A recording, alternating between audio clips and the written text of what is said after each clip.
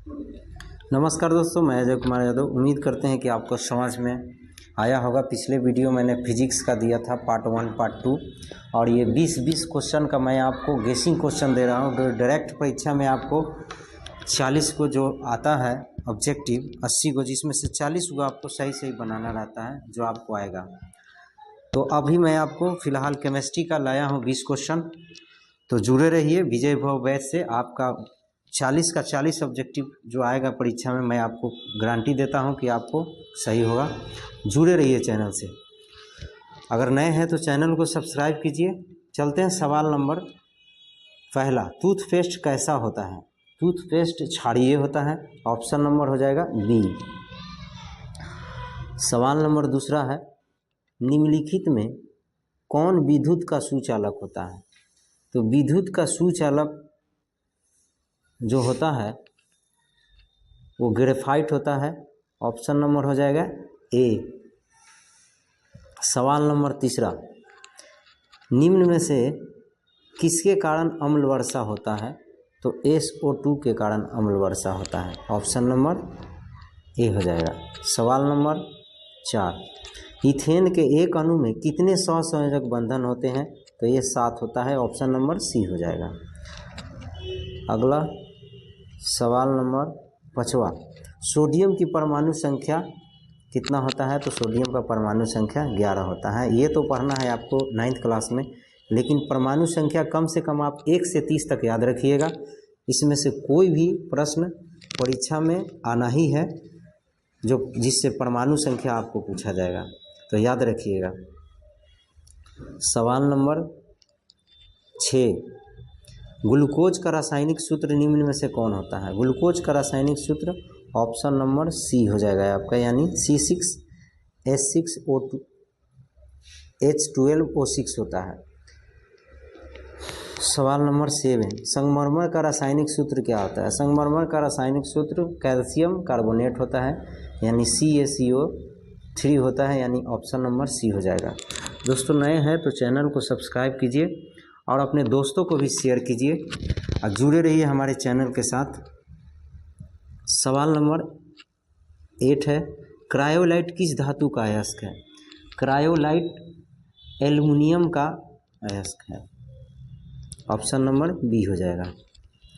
सवाल नंबर 9, कमरे के ताप पर द्रव अवस्था में रहने वाले एकमात्र अधातु है। ये बहुत इंपॉर्टेंट क्वेश्चन है, ये हर परीक्षा में आता है, तो आप याद रखिएगा। इस तरह के क्वेश्चन जो कमरे के ताप पर द्रव अवस्था में रहने वाले एकमात्र अधातु जो है वो ब्रोमीन है। अगर धातु पूछेगा तो हो जाएगा आपका मरकरी, ठीक है, जिसको पारा बोलते हैं। सवाल नंबर 10 है, अल्कोहल का क्रियात्मक समूह। ऑप्शन नंबर ए हो जाएगा OH। सवाल नंबर 11, फॉर्मिक अम्ल का आयुर्वेदिक नाम क्या होता है? फॉर्मिक अम्ल का आयुर्वेदिक नाम मेथेनोइक अम्ल होता है, यानी कि ऑप्शन नंबर बी हो जाएगा। 12 नंबर सवाल है, निम्न में से कौन सा असंतृप्त हाइड्रोकार्बन है? तो ऑप्शन हो जाएगा आपका C2H4 होता है। असंतृप्त हाइड्रोकार्बन उसको बोलते हैं जिसमें डबल और ट्रिपल बॉन्ड होता है, उसको असंतृप्त हाइड्रोकार्बन होता है। और जो संतृप्त होता है उसमें सिंगल बॉन्ड होता है, और इसमें डबल और ट्रिपल होता है असंतृप्त में, याद रखिएगा। सवाल नंबर 13, कौन सा पदार्थ लाल लिटमस को नीला कर देता है? तो लाल लिटमस को नीला कर देता है वो क्षार होता है, याद रखिएगा, यानी कि ऑप्शन बी। और नीला को लाल करता है वो अम्ल होता है, याद रखिएगा। सवाल नंबर 14,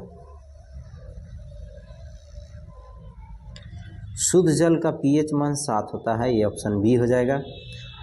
pH मान भी याद कर लीजिएगा, जैसे दूध का, जल का हो गया, मूत्र का हो गया, ये सब pH मान परीक्षा में आते हैं। सवाल नंबर 15, एल्केन का समान सूत्र है। एल्केन का समान सूत्र ऑप्शन नंबर ए होता है, CnH2n+2 होता है, ठीक है, याद रखिएगा। ये एल्केन एल्कीन और एल्काइन और अल्काइल, ये इससे संबंधित भी एक सवाल परीक्षा में ज़रूर आता है। तो इस तरह के सवाल भी आप थोड़ा देख लीजिएगा। सवाल नंबर 16, किस धातु का गलनांक सबसे कम है? सबसे कम गलनांक जो है सोडियम का है। ऐसे तो और भी है, लेकिन फिलहाल इसमें जो ऑप्शन के हिसाब से काम करना है तो ऑप्शन आपका सी हो जाएगा।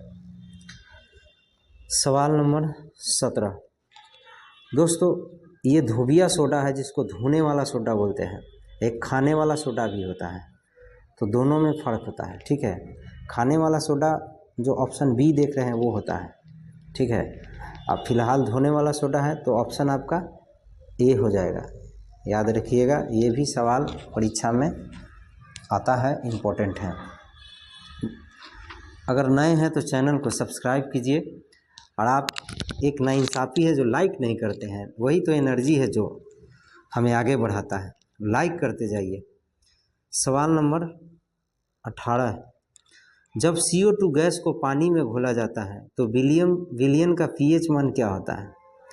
जब CO2 गैस को पानी में घोला जाता है तो उस घोल या विलयन का pH मान 7 से अधिक होता है। ऑप्शन नंबर ए हो जाएगा।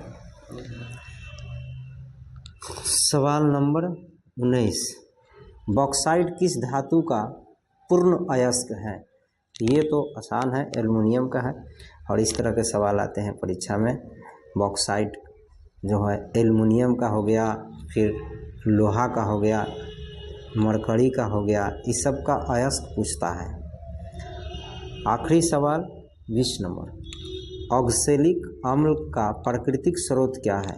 देखिए ये अम्ल जो है टमाटर में पाया जाता है। ठीक है, तो ये ऑप्शन आपका हो जाएगा ए।